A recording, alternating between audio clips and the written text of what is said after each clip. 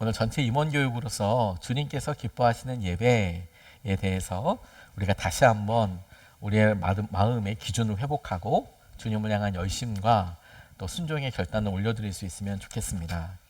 전체 임원 교육이라고 해서 1년에 한 번 정도를 하게 되는데 그 시간에 예배라고 주제를 드리면 예배 뭔 줄 아는데 혹은 여러 번 말씀과 설교를 들었는데 이렇게 떠오르시는 분들도 계십니다.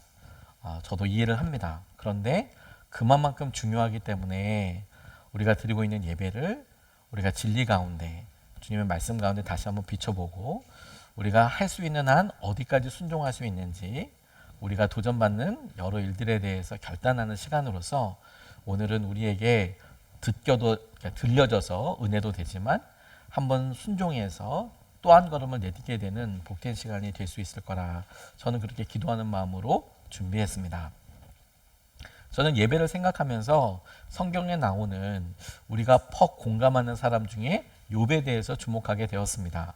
보통 욥이라고 하면 고난의 사람으로서 우리가 잘 알고 있습니다. 그가 갑작스럽게 가산이 다 없어지기도 하고 자녀들이 하루아침에 다 죽기도 하고 우리가 생각했을 때 요즘 말로 하면 부도나고 이혼하고 뭐 이런 일들이 한꺼번에 다 몰려와서 어떻게 이렇게 어려운 일들이 한꺼번에 몰아닥칠 수 있을까? 근데 우리는 오히려 그런 부분이 공감이 좀 많이 되지 않습니까? 우리에게 어려운 일이 생길 때를 가만히 보면 한 가지만 어려운 게 아니라 재정적인 것도 어렵고 건강도 무너지고 관계도 아프고 이런 일들이 총체적으로 다가와서 욥에 대해서 이렇게 볼 때 우리 마음이 좀 많이 공감하고 욥이 했던 말들에 어떤 때는 우리도 모르게 진짜 그런 것 같아. 그가 두려워하고 있는 내용과 그가 어떤 때는 다소 불평에 섞인 말처럼 이야기하는 것들마저도 우리는 나도 그렇게 생각하는데 이럴 때가 있지 않습니까? 하지만 이 욥기를 보고 우리가 욥에 대해서 그렇게 많이 공감한다면 욥의 삶이 하나님께서 보시기에 왜 정직하고 의로운 사람으로 보여졌는지 그리고 욥이 그가 오랜 동안 고난을 겪었던 그 고난을 끝내고 끊어내고 어떻게 새로운 축복과 은혜를 회복하게 되었는지에 대해서 말씀을 곰곰이 생각해 보다 보면 욥기의 처음과 끝이 예배라는 점을 우리가 주목할 필요가 있다고 싶습니다. 마음에 쓰는 성경을 읽으면서 성경을 통독하면서 보다 보니 욥기의 핵심이 고난이 아니라 예배구나. 저는 그런 생각을 새롭게 해보게 되었습니다. 욥에 대한 하나님의 평가를 가만히 보면 욥기 1장 8절 말씀에 이렇게 나와 있는데요. 주님께서 사탄에게 말씀하셨다. 너는 내 종 욥을 잘 살펴보았느냐? 이 세상에는 그 사람만큼 흠이 없고 정직한 사람, 그렇게 하나님을 경외하며 악을 멀리하는 사람은 없다라고 주님께서 욥에 대해서 평가하고 계십니다. 대단하지 않습니까? 하나님 보시기에 욥이 정직하고 의롭고 악을 떠난 사람이라고 말씀하시는 겁니다. 그럼 우리 궁금하죠? 어떤 면을 보고 욥을 하나님께서 그렇게 생각하신 걸까? 우리가 욥을 직접 만나서 교제한다면 욥에 대해서 좀 총천연색으로 다채롭게 그려볼 수 있겠지만 우리에게 주어진 것은 욥기밖에 없지 않습니까? 근데 욥에 다른 사람들과는 분명히 다른 굉장히 중요한 그의 행동 하나, 특징 하나가 나옵니다. 그리고 그 특징이야말로 하나님께서 욥을 보시고 그를 정직하고 악을 떠나고 하나님을 경외하는 사람이라고 말씀하셨음에 틀림없다고 생각하는 특징 한 가지가 발견되는데 욥기 1장 5절 말씀을 보면 그의 행동을 이렇게 이야기하고 있습니다. 잔치가 끝날 다음 날이면 욥은 을에 아침에 일찍 일어나서 자식들을 생각하면서 그들을 깨끗하게 하려고 자식의 수대로 일일이 번제를 드렸다. 일일이 예배를 드렸다. 자식 가운데서 어느 하나라도 알지 못하는 사이에라도 하나님을 저주하고 죄를 지었을 수도 있다고 생각하여 잔치가 끝나고 난 뒤에는 늘 그렇게 하였다. 욥은 모든 일에 늘 이렇게 신중하였다. 이렇게 신중하였다라고 할 때 이 행동은 구체적으로 제사를 드리는 예배를 드리는 행동을 말하는 것이겠죠. 욥에게 다른 사람들에게 보이지 않는 열정과 중심을 성경은 그가 자녀들을 위해서 한 사람 한 사람 예배하는 사람이었다. 그가 예배 가운데 하나님을 간절히 찾고 숨겨져 있는 죄까지도 간절히 구하는 사람이었다라는 점을 강조하고 있습니다.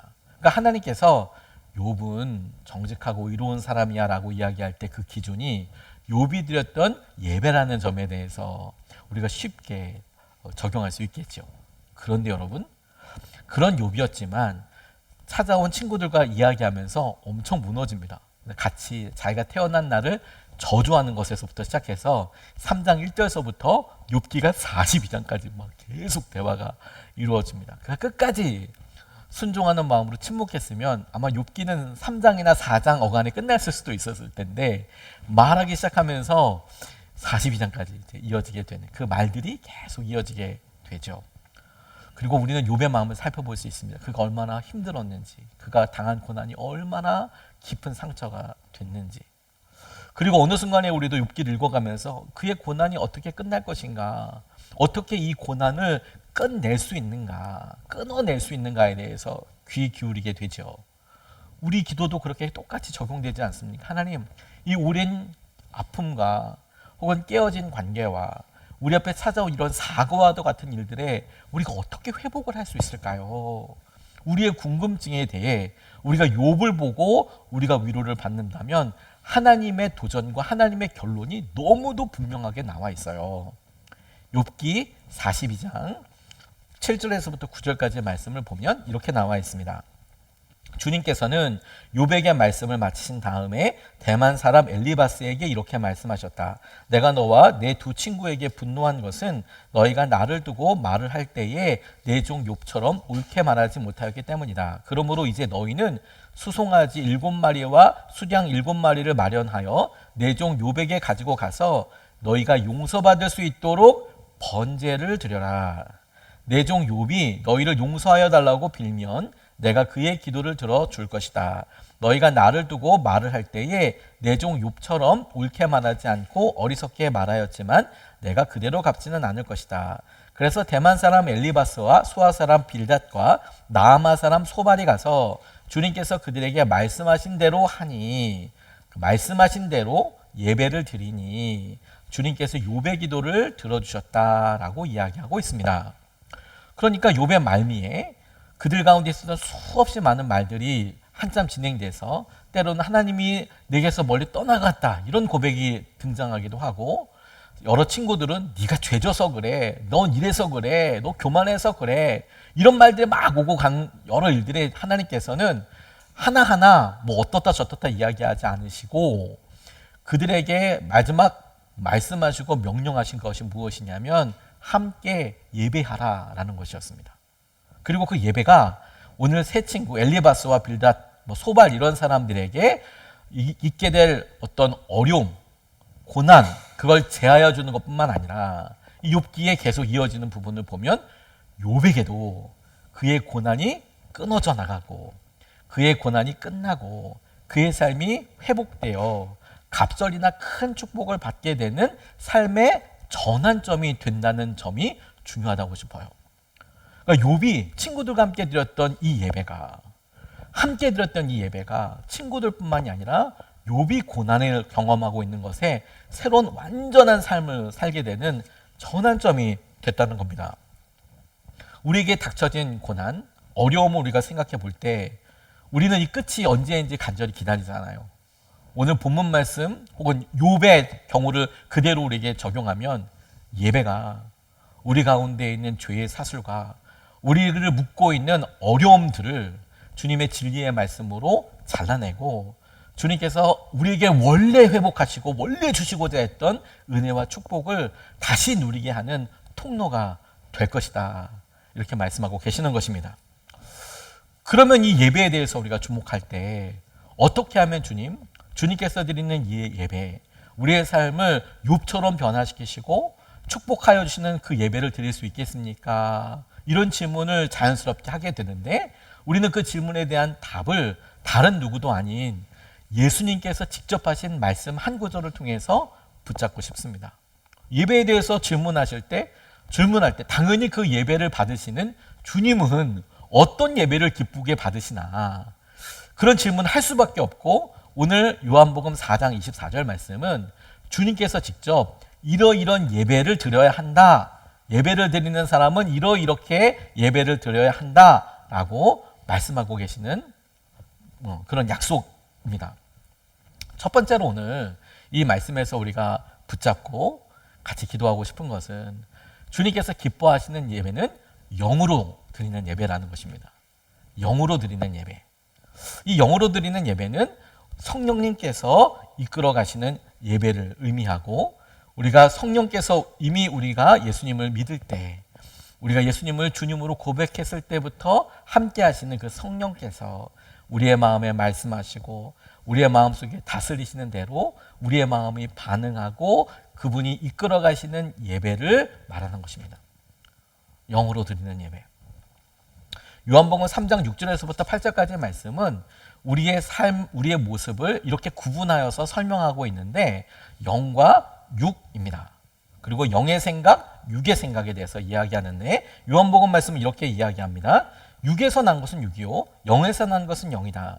너희가 다시 태어나야 한다고 내가 말한 것은 너희는 이상히 여기지 말아라. 바람은 불고 싶은 대로 분다. 너는 그 소리를 듣지만 어디에서 와서 어디로 가는지는 모른다. 성령으로 태어난 사람은 다 이와 같다. 니고데모에게 주님께서 어떻게 성령께서 임하고 구원을 받는지에 대해서 언급하신 내용인데, 주님이 말씀하신 구분을 가만히 보니까 육에서 난 것은 육이고 영에서 난 것은 영으로서, 우리가 어떻게 성령과 어떻게 이런 일들이 일어나는지는 모르지만 주님의 놀라운 약속과 은혜로 말미암아 주님 앞에 태어나는 사람들은 주님의 인도하신 가운데 있게 되는 것에 대해서 말씀하고 계세요. 성령으로 태어난 사람이 이와 같다. 그러니까 주님을 믿고 의지하는 것에 대해 니고데모에게 설명하실 때, 주님을 믿을 때 성령께서 우리 가운데 임하시고 이끌어 주시는 것을 우리가 보는 것이죠. 우리는 영적인 존재입니다. 우리는 영적인 존재입니다. 그리고 성령께서 함께 하시는 사람이에요. 우리의 육과 영은 특징을 갖고 있고 끊임없이 선택을 해요. 우리가 예배 중에 우리의 마음속에 어떤 때는 감동이 되기도 하고, 그래 내가 저 말대로 한번 따라봐야겠다라는 도전을 받기도 하고, 어떤 때는 그 말을 듣고 내 마음속에 부하가 일어나기도 하고, 그런 일들은 우리가 영적인 존재라는 중요한 증거입니다. 성령께서 때로는 우리의 죄를 주목하기도 하시고, 때로는 우리의 삶의 연약함을 보게도 하시고, 때로는 감동하게 하시고, 그런 일들이 우리와 전혀 상관없이 우리의 마음속에 일어나는 것은 우리가 영적인 존재이기 때문에 그렇습니다. 육신을 갖고 있지만 우리 안에 영이 있기 때문에 그렇습니다. 그리고 성경은 이런 모습에 대해서 이렇게 설명하고 있습니다. 로마서 8장 6절 말씀을 보니까 육신에 속한 생각은 죽음입니다. 그러나 성령에 속한 생각은 성령, 영에 속한 생각은 생명과 평화입니다. 요한복음 6장 63절 말씀을 봐도 생명을 주는 것은 영이다. 육은 아무데도 소용이 없다. 내가 너희에게 한 이 말은 영이요 생명이다 라고 이야기하고 있습니다. 저는 이 말씀은 우리에게 이렇게 다가오고 적용된다고 싶습니다. 우리가 우리 삶에서 예배드리거나 생각할 때 끊임없이 영과 육이 싸우듯이 영에 속한 생각과 육에 속한 생각들이 끊임없이 얽히고 섞입니다. 그래서 우리는 어떤 것이 내 생각인지 모르지만 이 말씀은 분명히 구분하여 생각할 수 있게 합니다. 우리 한쪽에서는 이 관계가 계속 유지될까? 우리 가정 좋아질까? 이 가정은 끝이야. 어려워. 회복이 안 돼. 혹은 저 사람과 나는 어떤 관계든지 파멸로 갈 거야. 내 건강은 좋아질까? 아니야. 우리의 육신의 생각은 끊임없이 죽음과 파멸을 향하여서 그 꼭지점을 향하여서 나아가고 있습니다.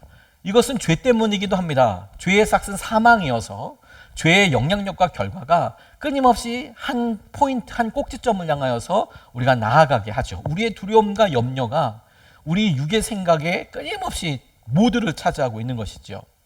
하지만 영의 생각은, 영에 속한 사람은 전혀 다른 생각을 한다는 거예요. 생명, 다시 시작할 수 있어. 부활의 주님이 나와 함께하고 계셔. 우리에게 주신 약속이 함께하고 계셔. 주님께서 우리에게 생명을 주셨지. 주님께서 우리 사이에 화해가 되게 하실 것이고 친히 그 화해가 될 수 있는 통로가 되어주셨어. 지금은 몸이 힘들지만 주님께서 치유하여 주셔. 주님께서 우리에게 말씀하신 대로 우리는 평화롭게 살 수 있고 주님이 주신 생명으로 인하여서 모든 일을 다 다시 부활의 능력이신 주님과 함께 시작할 수 있어. 끊임없이 우리 마음속에서 그런 생각들이 떠오르게 됩니다. 그러니 우리 마음은, 우리의 생각은 예배를 드리면서도 그래, 우리 가정 계속 육의 생각에 있어서 파멸과 죽음으로 계속 그렇게 이어져 가는 한편, 끊임없이 성령이 우리에게 아니야, 다시 살 수 있어, 주의 은혜가 함께 하셔, 주님께서 은혜와 능력으로 함께 하셔, 이렇게 주장이 되고 계속해서 갈등이 일어나는 것 같을 때, 영으로 드리는 예배란 우리의 육의 생각을 끊어내고 성령께서 말씀하시는, 주님 우리가 주신 생명과 평화를 붙들고 결론 짓는 것이 영으로 드리는 예배예요. 우리의 마음은 가만히만 놔둬도 여러분 끊임없이 포기와 낙담에 아주 친숙합니다. 우리는 헤어짐이 아주 친숙합니다. 마치 우리가 처음부터 그거를 좋아하는 것처럼 그렇게 생각하고, 어떻게든 생각해도 전부 다 결론이 죽음과 파멸과 낙담과 절망과 포기와 이런 것들로만 나아가는 것처럼 보여요. 그런데 우리가 이제 알죠. 이게 육에 속한 생각이구나. 그리고 이런 육에 속한 생각으로는 우리가 드리는 어떤 예배도 주님을 기쁘시게 할 수 없는 거구나. 우리의 형편과 상황이 주님을 기쁘게 하고 기쁘게 안 하리고가 아니라 우리의 생각, 우리가 무엇으로 고백하고 드리는지에 따라서 달라진다면 주님은 우리가 어떤 것에 결정하는지를, 반응하는지를 보신다는 거예요. 우리의 생각을 성령의 생각으로 바꾸는 것입니다. 다시 한번 여러분, 다시 시작하고 함께 하기를 선택하는 거예요. 화합을, 생명을, 하나됨을, 아무도, 누구도 여러분을 예수 그리스도 안에 써 있는 사랑과 끊을 수도 없을 뿐더러 죄도 무엇도 여러분들을 사망으로 굴복시키지 못할 것입니다. 주님께서 여러분을 살리시고 다시 시작하게 하시며 주님의 은혜로 여러분들을 다시 부활하게 하여 주실 것입니다. 그게 성령이 주시는 생각이고, 주님 앞에 영으로 드릴 때에 주님께서 우리 마음속에 회복하고자 하시는 거예요. 우리가 교회 문을 들어왔을 때 일주일 동안에 곤고하고 피곤한 삶이 있고, 심지어 육신이 아프고, 심지어 빚에 있어서 눌림이 있고, 깨어진 관계 때문에 눈물을 흘릴 만큼 아프고 힘들고, 웃는 게 아닐 정도로 어렵고 힘들다고 할지라도, 그러나 오늘 우리가 드리는 예배에 이 생각은 육에 속한 생각으로 끊어내고 성령께서 어떻게 생명과 평화를 이루시기 원하시는지 그분의 계획과 그분의 생각을 말씀을 통하여서 의지하고 결론 삼는 것이 영으로 드리는 예배라는 거예요. 예배하면서 끊임없이 망할 생각, 넘어질 생각, 또 나가서 무너질 연약한 생각, 죄에 머물 생각을 한다면 우리가 오늘 어떤 것을 드려도 주님을 기뻐하시지 않습니다. 그 예배를. 우리는 연약함에도 불구하고 주님이 성령으로 이끄시고 인도하시는 약속을 굳게 붙잡습니다. 생명과 평화를. 저는 이 생명과 평화의 예배를 드린 분으로서 손양원 목사님을 떠올리게 되었습니다. 손양원 목사님은 여러 번 아시겠지만 두 아들이 공산주의자였던 안재선이라는 공산주의 청년에 의해서 죽임을 당했습니다. 금쪽 같은 두 아들 다 커서 이제 유학 갈 생각도 하고, 이런 청년 둘이 공산주의자들이 확 여수발라 이렇게 하면서 죽음을 맞게 돼요. 너무 허무하게 죽었어요. 그런데 그 두 아들을 죽인 사람도 또 청년인 것이죠. 공산주의자였던 그 청년 안재선을 보고 그가, 손양원 목사님이 용서하고 자신의 양아들로 삼았던 것은 너무도 충격적인 이야기죠. 그리고 그 장례 예배 때 그가 감사 9가지로 이런 아들을 주시고 천국 가게 해주시고 뭐 이런 감사를 했던 이야기도 우리가 잘 알고 있습니다.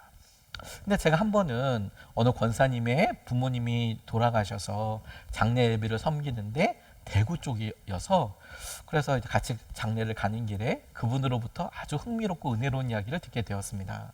이 권사님의 조부님이, 이 권사님도 나이가 많으신 분이었는데 조부님이 이 손양원 목사님의 아들들 장례 예배 때 집전하셨던 목사님이었다는 거예요.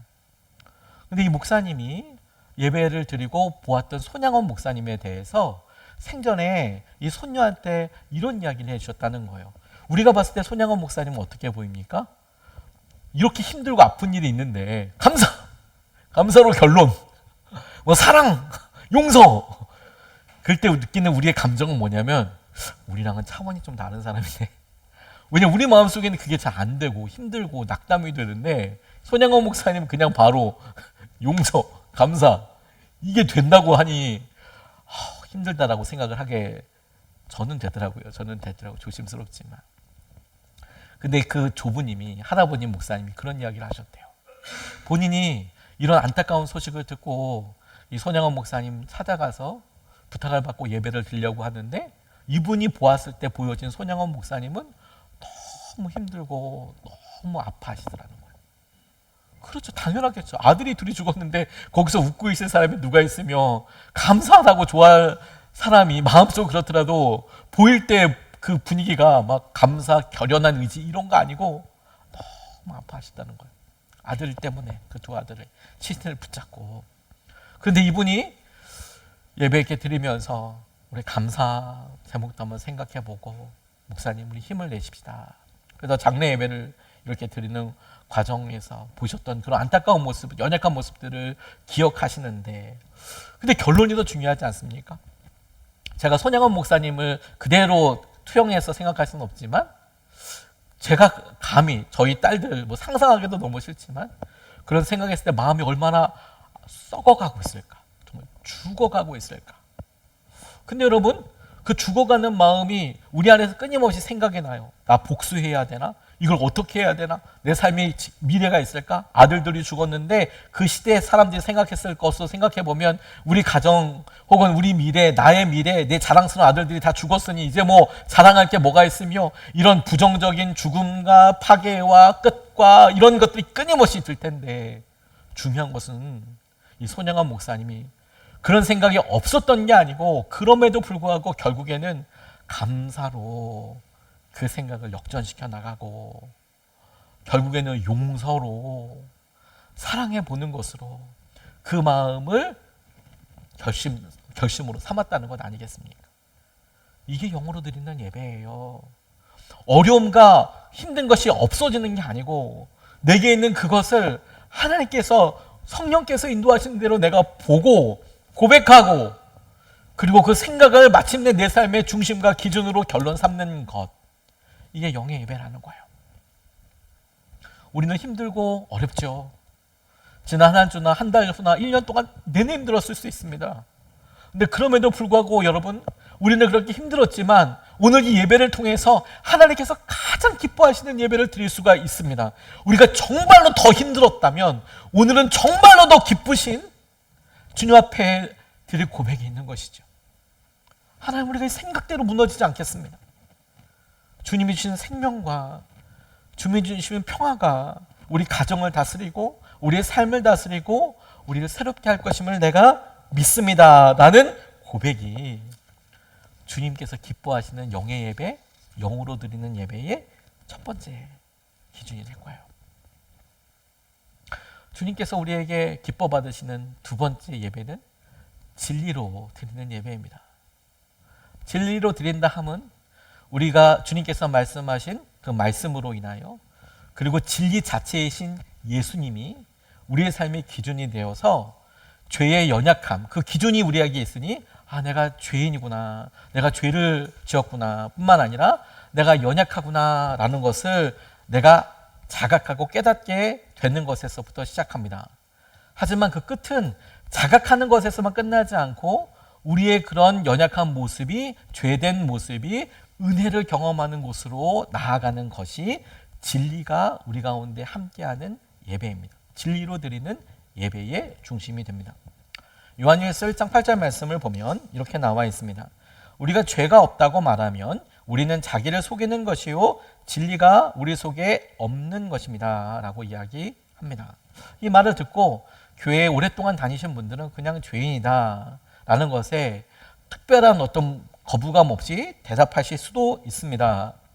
근데 주님께서 말씀하시는 죄, 어떤 구체적인 행동, 관계, 그게 무엇이어도 여러분 주님 앞에 서 보면 아마 우리가 생각하고 자각하는 것보다 더 많은 것들이 적나라하게 드러나게 될 것입니다. 마치 우리가 거울 앞에 쨍하게 비치는 거울 앞에 설 때, 우리가 어둠에서 아주 밝은 곳에 나아가게 됐을 때, 우리의 모습이 그냥 그대로 또 환하게 보이는 것처럼 예수님 앞에 나아가게 되면 그냥 우리가 피상적으로나 마음으로나 죄인이지라고 생각했던 것들보다 우리가 했던 말의 의도와 우리가 책임져야만 하는 일의 결과들과 우리가 미처 귀찮아서나 어리석어서나 혹은 굳이 그렇게 하고 싶지 않았기 때문에 미뤄뒀던 여러 일들에 대한 우리의 죄가 투영되어 있고 연약함이 결과로 우리에게 퍽 다가와야 되는 것들을 주님 앞에 다가가면 우리가 원튼 원하지 않든 다 보게 될 겁니다. 예수님을 만나게 되었을 때 사람들은 희한하게도 자신의 진면목을 보게 되었습니다. 베드로가 예수님께서 오셔서 깊은 데로 가서 그물을 던져라라고 말씀하셨을 때 베드로가 예수님의 직업을 알았는지 모르겠지만 적어도 베드로 스스로는 내가 여기 토백이고 내가 어부 생활을 지금 몇십 년 했는데 자주 보던 사람도 아니고 이 동네 사람도 아닌데 배 타고 그물을 던져라 마라 이렇게 얘기할 계제가 아닌 듯 싶은데 그런데 하라니까 선생님 말씀에 의지하여 던지겠습니다라고 해서 그물을 던졌습니다. 근데 그물을 던졌을 때 그물이 찢어지도록 고기가 잡혀버려요. 그러면 여러분 내가 밤이 막도록 수고하여서 이제사 예수님 오셔서 간절한 밤새의 소원이 뭐였겠습니까? 고기 많이 잡히는 거. 그런데 그 꿈이 이루어진 거잖아요. 간밤에 그런 간절함이 이루어진 거잖아요. 근데 놀라운 것은 베드로가 그물이 찢어지도록 잡혀진 고기를 보고 와 이거 진짜 풍어다 풍어 신난다 이렇게 반응한 게 아니라 주님 저는 죄인입니다. 저를 떠나십시오라고 저를 떠나주십시오라고 그렇게 반응한다는 거예요. 이 대화에 감정적인 큰 도약이 있습니다. 그러니까 맥락이 여러분 우리가 얘기를 하면 이런 말을 했기 때문에 이런 감정이 들고 이렇게 얘기하고 이렇게 차례차례 이렇게 쭉 가게 되는데 이게 감정적인 도약이 너무 큰 거예요. 아니 예수님께서 너 그물 던졌어요. 고기 많이 잡았어. 그럼 우리 생각엔 여러분 주님이 이렇게 한 방에 로또처럼 그렇게 확 잡게 해주셨으면 감사가 당연한 그 다음 수순 아닙니까? 감사. 내가 이 중에 조금을 주님 앞에 드리겠습니다. 뭐 이런 것들도 얼마든지 생각할 수 있는 정상적인 어떤 논리의 구조 안에 있는 거죠. 감정적인 어떤 반응일 겁니다. 근데 뜬금없이 베드로는 주님 제가 죄인입니다. 저를 떠나십시오. 이렇게 이야기하고 있습니다. 진리이신 주님이 그를 찾아오셨기 때문이에요. 고린도후서 4장 6절 말씀은 이와 같은 우리의 영적인 상황을 이렇게 설명하고 있습니다. 어둠 속에 빛이 비춰라 하고 말씀하신 하나님께서 우리의 마음속을 비추셔서 예수 그리스도의 얼굴에 나타난 하나님의 영광을 아는 지식의 빛을 우리에게 주셨습니다. 무슨 말이냐면 태초에 하나님께서 아무것도 없을 때 빛이 있어라. 그래서 빛이 생김으로 우리가 어둠을 구분하고 사물을 구분하게 되고 있었던 그 일처럼 죄에 대해서 무지하고 우리가 했던 일과 결과들에 대해서 아무것도 깨닫지 못하는 우리에게 진리이신 예수님께서 들어오시고 말씀하시는 그 말씀이 우리에게 빛이 되어서 어둠을 밝히는 빛처럼 내가 죄인이구나. 그걸 명확하게 드러낸다는 거예요. 진리로 드리는 예배는 계명과 말씀을 통해 스스로를 돌이켜보게 합니다. 내가 이렇구나. 잘잘못을 따지면 그 사람이 분명히 잘못했지라고 이야기하지만 주님은 너도 잘못했어 이렇게 채근하시듯 말씀하시는 것이 아니라 아무 말씀 안 하셔도 분명히 그 사람이 잘못하고 내가 피해자고 내가 잘못하고 하나도 없어도 이상하게 진리이신 빛이신 주님께서 우리 안에 이렇게 오시면 여전히 사람들을 대할 때 여전히 우리의 삶의 결정을 할 때 우리는 얼마나 연약하고 얼마나 죄인인지에 대하여 드러내신다라는 거예요. 그리고 그런 모습을 깨닫게 될 때에야 비로소 이 모습에 안주하지 않고 내가 말씀대로 순종했다. 진리이신 예수님을 좇아서 따라가야겠다. 주님 뜻대로 내가 행동해야겠다라고 다짐하게 되는 것입니다. 그 다짐과 순종을 그 의지적인 결단을 행동의 결단을 진리로 드리는 예배라고 하는 거예요. 오늘 우리가 드리는 예배 통해 주님께서 우리에게 정말로 받고자 하시는 것은 우리가 어마어마한 결정을 해서 무슨 큰 정상회담에서 어떤 국가의 원수들이 고위 공무원들이 결정할 수 있는 엄청난 영향력이 있는 그런 결정이 당연히 아니죠. 우리가 한때 드리는 예배. 하지만 그것이 아무리 작은 것이어도 내가 연약하고 내가 무너지고 끝없이 내가 계속해서 힘들었던 그 문제에 대해서 주님, 제가 더 이상 이것을 내 죄의 연약함과 무지함 가운데 두지 않고 진리이신 주님께서 약속하신 대로 내가 좇아서 따라가겠습니다. 주님의 말씀하신 계명과 말씀대로 내가 지키며 순종하겠습니다. 그 고백과 방향을 주님께서 기뻐하신다는 거예요. 그거 하나에 주님께서는 집중하시고 이끌어 주신다는 거예요. 하나님의 말씀에 순종하겠다고 결단하는 예배, 이것이 곧 진리로 드리는 예배인 거예요. 요한일서 2장 4절 말씀을 보면 하나님을 알고 있다고 하면서 하나님의 계명을 지키지 아니하는 사람은 거짓말쟁이요 그 속에 진리가 없습니다. 거꾸로 보면 하나님의 계명을 지키는 사람 안에 주님께서, 진리이신 주님께서 함께하고 계시는 것이죠. 우리가 얼마나 연약하고 부족한지의 여부가 아니라 우리 안에 계명을 쫓아서 말씀대로 예수님을 쫓아서 살아가고자 하는 갈망과 순종과 결단이 진리이신 주님을 드러내는 놀라운 증거가 되는 것입니다. 성령님께서 우리에게 할 수 없다고 생각했던 것들을 순종하게 하신다면 진리는 그 순종이 계속 이어지도록 하는 은혜가 돼요. 우리가 성령께서 이렇게 사랑과 평화에 대해서 그래, 내가 이렇게 생각하면 안 돼, 이렇게 해봐야지 라고 감동을 주시죠. 근데 대부분 우리가 느끼는 절망감은 뭐냐면 그런 감동을 들고 예배하고 딱 나가서 가족을 보자마자 혹은 사업자에 돌아가고 직장에 돌아가고 어떤 형편들 만나고 통장 계좌를 다시 보고 문자를 다시 보는 순간 성령께서 주신 이 감동, 생명과 평화의 도전이 거짓말처럼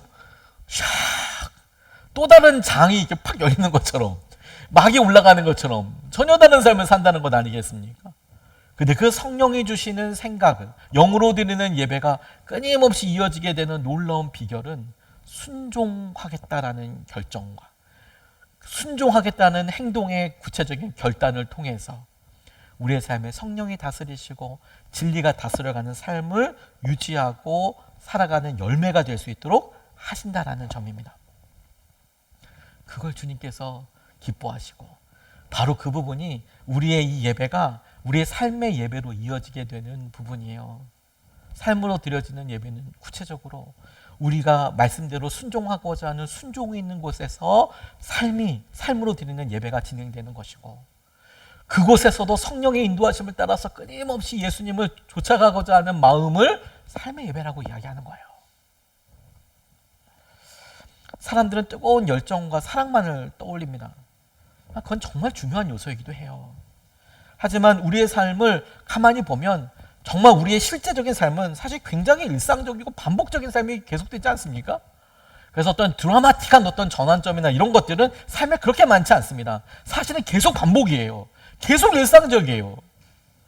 고통은 갑자기 찾아오는 경우도 있지만 사실 우리가 경험하는 대부분의 고통과 어려움은 어제도 겪었고 한 달 전에도 겪었던 문제들이 대부분입니다. 그래서 우리의 생각은 끊임없이 성령의 다스림을 받기 위해서 성령께서 끊임없이 그 생각 아니야, 내려놔, 말씀대로 따라가, 끊임없이 우리의 삶을 조종하시는 거죠. 이럴 때 여러분 우리는 이게 되나? 열매 없을까 봐 걱정하기도 하고요. 그리고 이렇게 하는 것이 무슨 의미가 있어? 의미를 줬기도 합니다. 근데 여러분 주님은 당신께서 말씀하시고 이끌어 가시는 것에 대한 열매를 반드시 찾게 하시는 분이세요. 어느 영국 목사님께서 말씀을 전할 때 영국의 캐직이라는 장소가 있는데 캐직 사경회는 100년도 넘게 된 아주 유명한 말씀 사경회가 열리는 곳입니다. 영국의 캐직 사경회가 전 세계적으로 복음주의의 역할을 아주 크게 영향력을 미쳤던 정말 은혜가 충만한 그런 예배예요. 거기서 설교하셨던 이 영국 목사님이 설교가 끝난 다음에 어느 사람이 간증을 하겠다고 이야기하는데 그 간증을 문득 들어보니까 자기가 주님을 어떻게 만났는지에 대해서 증거를 하는데 호주에 가다 보니 호주 시드니에 조지 스트리트라는 곳이 있어요. 그냥 번화가예요. 요즘은 거기 조지 스트리트로 그냥 트램이 다녀요. 뭐 대단하지도 않아요. 근데 거기를 이렇게 가는데 갑자기 어떤 노인이 나타나더니 갑자기 Do you believe in Jesus? 예수님을 믿습니까? If you die tonight, 오늘 당신 죽으면 너 구원받고 천국에 갈 것을 믿습니까? 갑자기 이렇게 물어보더라는 거예요. 제가 너무 놀랐다는 거예요. 그리고 그냥 뭐 다른 일인 게 아니라 그리고 그냥 지나쳤대요. 근데 이 사람이 밤에 자는데 술도 안 깨가지고 몽롱한데 갑자기 Do you believe? 이게 막 계속 생각나는 거죠. 너 오늘 죽으면 천국에 갈 수 있을까?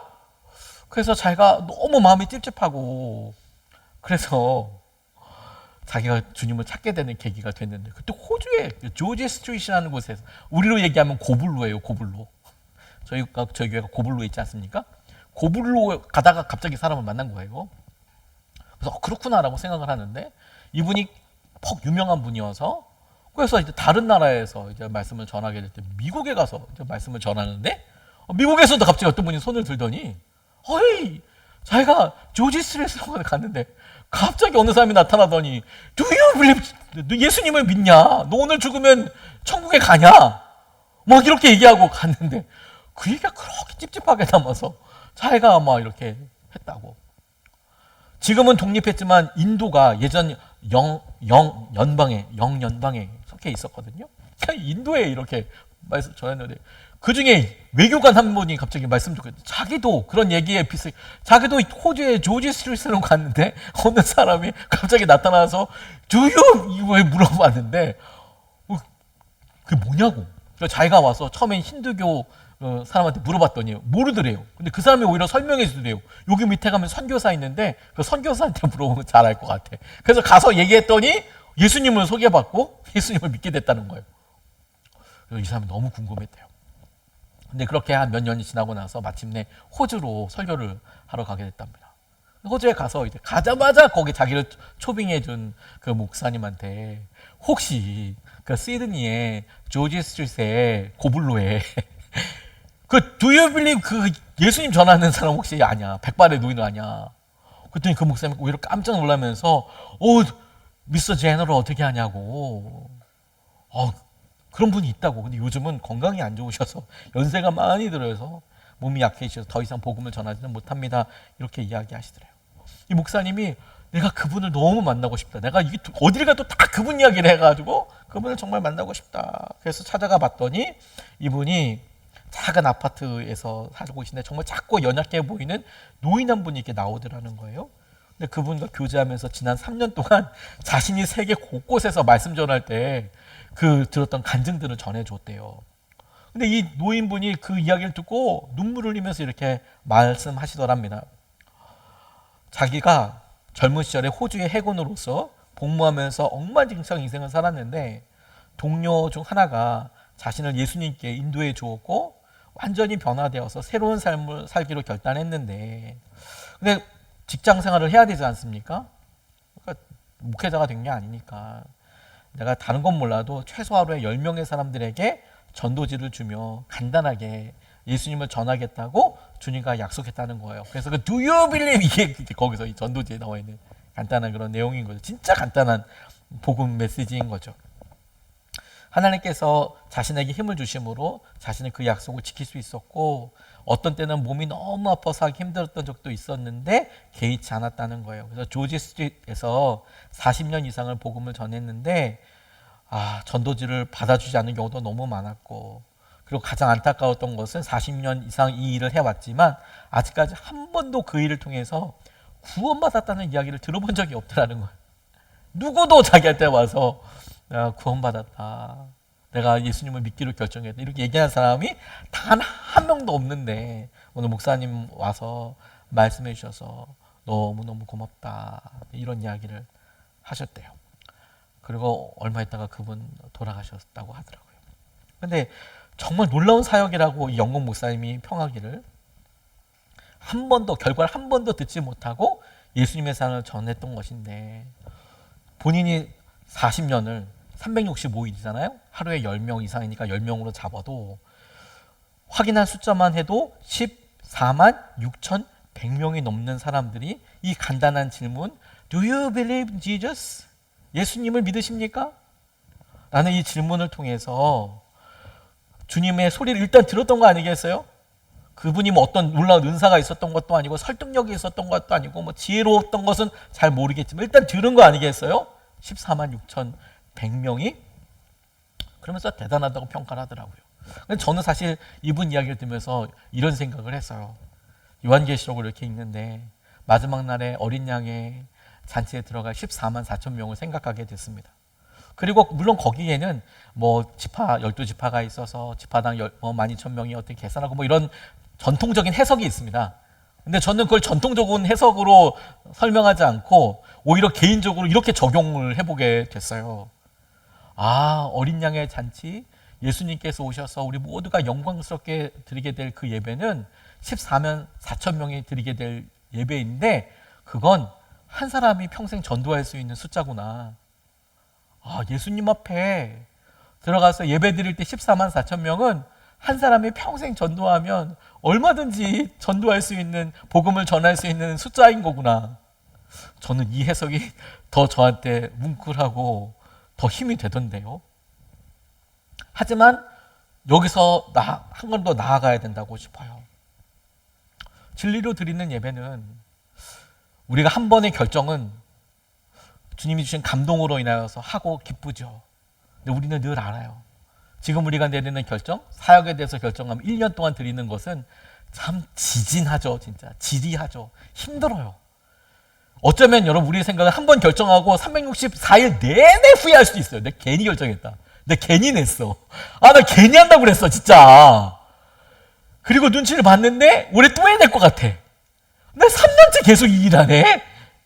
한 번 결정하고 나는 왜 364일을 내내 이렇게 힘들어야 할까라고 생각하죠. 근데 거꾸로 생각해 보죠, 여러분. 우리 아무것도 아닌 이런 순종과 마음이 진리를 좇아서 여러분 그거라도 할 수 있는 것이 얼마나 감사합니까?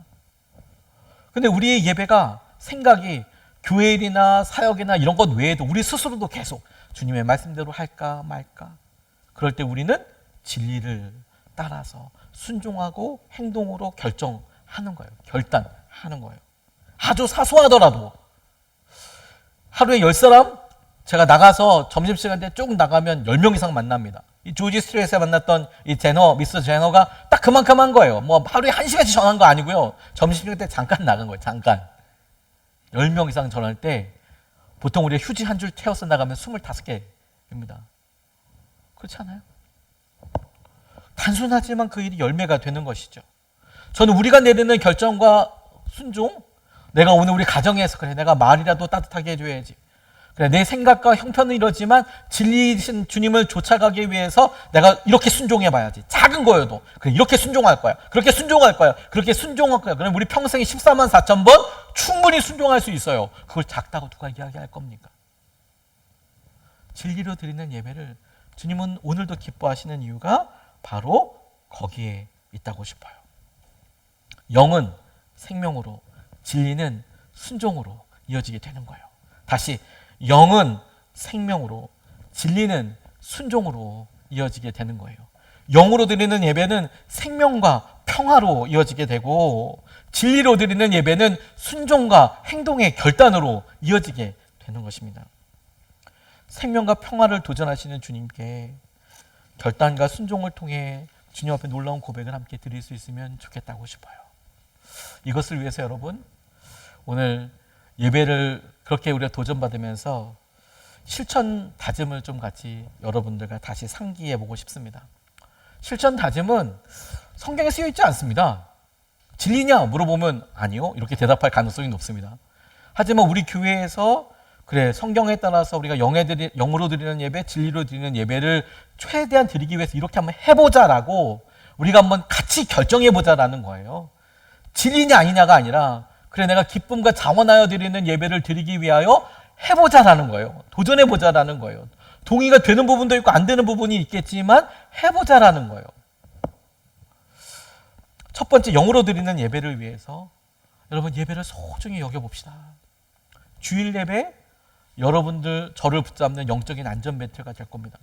새벽 예배 우리 가족들과 여러분들의 직장과 건강과 모든 것을 책임져 주시는 하나님의 은혜의 보고가 될 거예요. 수요 오전 예배, 금요 성령 집회, 하나님께서 여러분을 만나시는 시간이 될 거예요. 그걸 내가 권사니까, 내가 집사니까 해야만 해가 아니라 내 마음에 연약함이 있다면 사랑하는 마음으로 영으로 드리는 예배를 결단해 보자는 거예요. 한 걸음만 더 내보는, 모든 예배를 다 나와가 아니라 여러분들이 힘들고 어려운 걸 주님도 아시죠. 그러니까 그렇게 힘들 때 어려울 때 사랑을 한번 고백해 보자는 거예요. 새벽 예배든 금요 성령 집회든. 그래서 예배 전에, 예배의 시작은 집을 떠날 때부터 시작이 되고 다시 주차에서부터 시작이 됩니다. 가까이 있는 분들에게 혹시 여러분들이 좀 괜찮으시면 수영장이나 행정복지센터에다가 주차를 하시고 예배 오시면, 일찍 늦게 오시는 분들, 자녀들 데리고 오시는 분들, 이런 분들이 조금 더 쾌적하게 예배를 드리실 수 있겠어요. 10분 전에 도착해서 조용히 예배하는 겁니다. 10분 전에 주님 앞에 먼저 와서 예배하고 예배를 위해서 주님 앞에 가만히 기다리고 기대하는 것이죠. 여러분들이 하나님께서 여러분들의 관객이세요. 여러분들의 관객이 아니고 주님이 관객이세요. 조용히 기도하는 것입니다. 복장은 자유롭습니다, 여러분. 보니까 운동화가 요즘은 구두보다 더 비싸고 어떤 거는 스레바가 구두보다 더 비싼 것도 많아요. 그래서 뭘 신고 왔냐, 뭘 했느냐, 이거 가지고 뭐라고 하지 않습니다. 다만 주님 앞에 내가 단정하고 그냥 내가 구별된 것을 입고 온다라는 거예요. 양복 입고 와야 된다, 넥타이 이런 거 아닙니다. 단정하게 주님 생각해서 입고 오면 되는 거예요. 그게 뭐든. 예배 중에는 자리에 앉을 때부터 가급적 앞에서부터 안으로부터 앉으시면 편합니다. 사실 여러분들 아시면 뒤에 앉으면 나가기도 편하고 그러기도 하지만 앞에 있으면 분위기가, 뒤에 있는 사람들이 여러분 뒤통수만 봐도 은혜가 되거든요. 근데 여러분 뒤통수를 아무도 안 보여주려고 암살자가 있을까 봐 맨 뒤에 앉으시는 분들 항상 계시는데 앞으로 앉으시면 좋습니다. 핸드폰은 예배 시작 전에 무음 모드로 해주세요. 제가 나아만 설명할 때 시리아의 장군, 오늘은 안 나오네요. 시리아의 장군 얘기하면 예 말씀하셨어요. 그리고 시리들이 그냥 사방에서 팔방, 시리아가 엄청 나오죠. 시리아의 장군 이렇게 하면 제가 나아만 설교를 못 하겠어요. 시리아 막. 얼마나 다행인 것은 빅스비는 성경에 안 나온다는 거예요. 아마 그게 나오면 그것도 또 엄청 나올 수도 있어요. 핸드폰 무음 모드로 해주세요. 핸드폰으로 중요한 검색 안 하셔도 되니까 프린트 나눠드리는 이유가 뭐냐면 설교를 조금 더 집중하실 수 있도록 속개 콘티에 항상 설교 원고 나가잖아요. 그거 보시면서 예배에 주님 말씀에 집중하면 됩니다. 세 번째, 예배 중 가장 중요한 시간은 드리는 시간입니다. 예배 드리는 때 제일 중요한 것은 뭘 드리다라고 표현되는 그 드리다 동사를 붙일 수 있는 내용이 다 중요한 거예요. 그래서 여러분 주님께 마음을 다해 드리는 거예요. 일찍 나오라는 이유도 여러분 기도를 드리라는 거예요. 하루 삶 속에 예배 시간에 여러분 개인 기도 드릴 수가 있는 시간이 많지 않잖아요. 그러니까 누구 기도할 때 잠깐 반주할 때 얼른 막 쏟아가지고 같이 얹을 생각하지 말고 10분 전에 와서 기도하세요. 10분 훨씬 전에 와서 하나님 제 삶이 이렇고 이런 모습이 있어요. 이렇게 이끌어주시고 주님 생각을 알고 싶어요. 기도하시라는 거예요. 기도하시라는 겁니다. 드리는 겁니다. 찬양 2부 예배는 여러분 준비 찬양이 없어요. 찬양부터 예배예요. 그러니까 여는 그 준비 찬양이 아니에요. 주님께 드리는 거잖아요. 그러니까 찬양단 그래 찬양이 끝날 시간 돼서 이제 주차를 하고 들어와 이렇게 하지 마시고 찬양하기 10분 전에 혹은 그보다 훨씬 전에 필요하다면 찬양단이 되어서 일찍 와야 하는 거예요. 주님께 드리는 거잖아요. 기도 너무 중요하죠. 간증 드리는 거잖아요. 고백 드리는 거잖아요. 하다못해 말씀을 들을 때 아멘 같이 고백해서 저 고백이 내 삶에 이루어지도록 드리는 마음의 고백도 드리는 거잖아요. 예배 땐 이게 중요한 거예요. 드리는 거, 주님께 드리는 거. 예배 후에 축도가 끝나야 예배가 끝난 겁니다. 제가 마무리 기도할 때 이게 아니라 축도가 끝나야 끝나는 거예요. 그리고 축도가 완전 끝이 아니고요. 끝나면 성도들에게 먼저 찾아가서 인사를 건네는 거예요. 우리는 혼자서 살 수 없고요. 여러분들 당장 머쓱하시면 속장님들이나 혹은 주위에 있는 사람들한테 인사를 건네는 것까지예요. 인사. 평화의 인사를 전하고. 잘 지내셨어요? 감기 걸리셨나 봐요. 세 번째, 속장이나 사역자에게 중요한 기도 요청을 하며 주위 사람들에게 섬기고 살펴야 될 것들을 보게 되는 거예요. 주일입니다. 주님의 날입니다. 여러분들을 위한 날이 아니라 주님을 위한 날입니다. 주님을 위해서 섬기는 것도 중요하지만 주님이라면 기뻐하시고 주목하실 일, 주위에 있는 사람들을 같이 마음에 품어보는 거예요. 두 번째, 진리로 드리는 예배를 위해서 예배와 교회를 위한 사역에 적극적으로 동참해 보십시오. 여러분. 우리가 예배와 교회가 여러 사역들이 있는데 그 사역 때문에 부담돼 죽겠다. 맨날 교회 나가야 되잖아. 매주마다 나가야 되잖아. 근데 여러분 정말 놀라운 것은 그렇기 때문에 교회 생활이 무너지지 않고 예배가 혹은 여러분의 영적인 생활이 유지되는 거예요. 오늘 사역 신청서도 꼭 기도해 보시기 바랍니다. 두 번째, 헌금은 정성을 다해 드려야 하는 겁니다. 본당 밖에 위치한 헌금함에 드리시면 돼요. 온라인으로 드리시는 분들 요즘 거의 다 온라인으로 많이 드리시죠. 감사합니다. 그러면 재정부가 훨씬 더 그 역할이 줄어요. 그런데 좀 부탁드리고 싶은 것은 중요한 감사 제목들 있지 않습니까? 이런 일이 너무 감사해요. 그러면 주님 앞에 온라인으로 드리는 것도 너무 좋은 일이지만 오셔서 빈 봉투에 이런 일이 감사합니다. 그리고 가로하고 온라인 이렇게 쓰시면 그러면 이제 저도 그것을 놓고 같이 기도하고 하나님께서 하실 것을 보죠. 물론 주님은 다 아시죠. 네, 맞아요. 주님은 다 아시죠.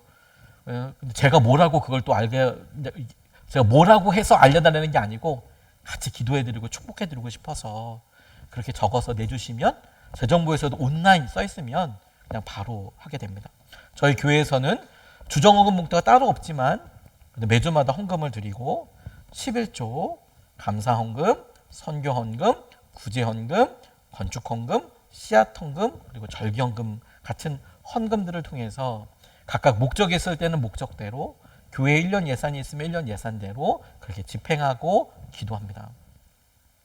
주님께서 이것을 통해서 여러분들을 축복해 주시고 예배가 여러분들을 살리는 것에 대한 구체적인 믿음의 도전이 될 것입니다. 세 번째, 속회 모임. 중요한 예배입니다. 말씀을 전하는 것은 많지 않죠. 왜냐하면 설교를 다시 한번 반복하듯이 읽을 정도이지만 근데 저는 여러분 꼭 여러분들에게 주장하고 싶은 것은 듣는 게 다가 아니에요. 여러분들이 말해봐야 합니다. 내가 잘 이해했는지. 여러분들이 뭘 할지 적용이 돼야 그게 여러분들 거예요. 들어서 동의가 되는 것은 나가면 다 잊어버립니다. 우리는 속지 않아요. 하지만 여러분들이 말할 수 있고 아무리 작은 것이어도 행동해 보겠다고 순종할 수 있으면 그게 온전한 열매가 되는 거예요. 그게 예배가 되는 거예요. 그러니까 속회 모임도 중요한 예배입니다. 자, 예배 말씀을 듣고 난 후 구체적인 섬김 및 실천 한 가지를 정해서 순종해 보십시오. 그래, 내가 오늘 말씀 들었는데 누구에게 문자 보내겠어. 아주 작아도 괜찮습니다. 하지만 그게 아무리 작아도 내가 주님의 말씀에 반응해서 무언가 그것이 흩어지지 않고 행동으로 되도록 작은 일로도 좋으니까 해보십시오. 그렇게 1년에 52번을 하고 혹은 새벽 예배까지 해가지고 그렇게 300번을 할 수 있으면 우리의 삶은 주님께서 역사하시고 응답하여 오시는 어마어마한 결과들이 있지 않겠습니까? 그거면 충분한 것이죠. 그 일을 꿈꾸고 함께 나아갈 수 있으면 좋겠습니다. 그리고 오늘의 작은 순종은 제가 아예 정해드리겠습니다. 여러분도 오늘 아까 세 번째 페이지에 감상문이라고 적었잖아요. 제가 오늘 거기 빈칸이랑 가로에 들어가는 정답을 20번도 더 반복해서 말씀드렸어요. 계속 생명과 평화, 예배와 생명과 평화, 순종과 결단, 그냥 계속 말씀드렸어요. 그리고 내 마음속에 어떤 생각이 있는지 자기 고백들이 간단하게 있습니다. 그리고 실천 다짐에서 내가 권사니까 집사니까 해야만 해 이런 반응이 아니라 그래 올해는 이렇게 됐지만 내년엔 내가 이런 거 한번 도전해 봐야지 싶은 것들을 객관식으로 적도록 도와드렸어요. 번호를 적으라고 말씀하시는 게 같이 또 이렇게 쓰면 또 손목 아프실까 봐 1번 나 예배를 좀 잘해야겠다. 본인의 결정과 결단을 도와드리기 위해서 하는 것이지 절대로 이것을 여러분들을 핍박하거나 무슨 뭐 이렇게 점검하기 위한 것이 아닙니다. 한번 도전해 보십시오. 그래서 잘 적어서 갈 때 헌금함에다가 내시면 그러면 그걸 놓고 또 같이 기도하고 여러분들이 우리 임원 헌신 예배 잘 드렸다는 것을 함께 기뻐할 수 있으면 좋겠습니다. 아울러 이번 주 새벽 예배 내일서부터 일주일 동안 예배로만 예배와 관련된 새벽 예배를 전합니다. 반복될 수도 있고 새로운 내용이 있을 수도 있어요. 새벽 예배 나오시면 제일 좋습니다. 5일 동안 3일 이상을. 하지만 집이 멀거나 형편이 어려우실 수 있죠. 이해합니다. 온라인 예배 드릴 수 있습니다. 근데 그것도 새벽에 일어나는 것이 출근 시간이나 혹은 여러 패턴상 어려우실 수 있어요. 이해합니다. 다 이해합니다. 7시 정각에 영상이 올라가니까 그 영상을 보시고 적으시면 됩니다. 그리고 어디서든지 들으셔도 돼요. 화장실은 하루에 가시잖아요. 화장실에서 들으셔도 돼요. 저희는 확인할 수 있는 방법이 없으니. 근데 아멘으로 여러분들이 같이 고백을 해보시며 우리 같이 예배에 대해서 마음을 모을 수 있으면 좋겠습니다.